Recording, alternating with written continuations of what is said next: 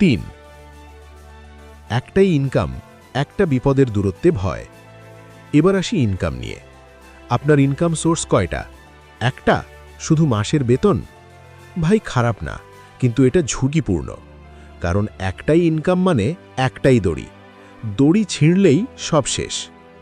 ধনীরা এক জায়গায় আটকে থাকে না, তারা ধীরে ধীরে একাধিক ইনকাম সোর্স বানায়। একটা কমলে আরেকটা কাজ করে। চাকরি থাকলে সাইড ইনকাম, সাইড ইনকাম থাকলে সেভিংস বা ইনভেস্টমেন্ট, এটাই সিকিউরিটি। 4 সময়। গরিবরা খরচ করে, ধনীরা বিনিয়োগ করে। এখন সবচেয়ে বাস্তব কথাটা বলি। আমরা বাসে, ট্রেনে ফাঁকা সময়ে কি করি? রিল স্ক্রল করি, ফানি ভিডিও দেখি, ঘন্টার পর ঘন্টা চলে যায়, কিন্তু জীবনে কিছু যোগ হয় না। আর যারা এগোয় তারা সময়কে অন্যভাবে দেখে।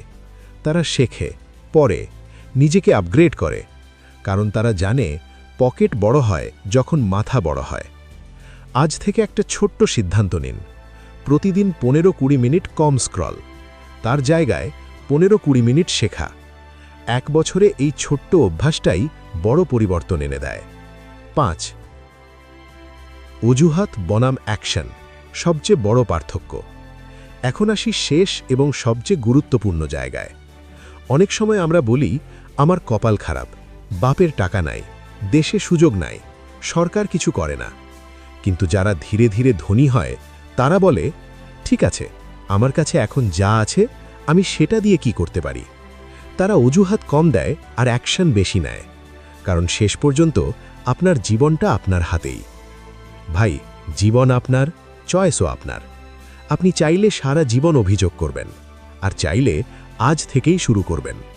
মনে রাখবেন, আপনি গরিব জন্মাতে পারেন, কিন্তু গরিব থেকে যাওয়া অনেক সময় একটা সিদ্ধান্ত হয়ে দাঁড়ায়। ভিডিওটা যদি আপনার কাজে লাগে, সাবস্ক্রাইব করুন আর আমাদের ফ্যামিলিতে জয়েন করুন। দেখা হবে আর একটা শক্ত ভিডিওতে।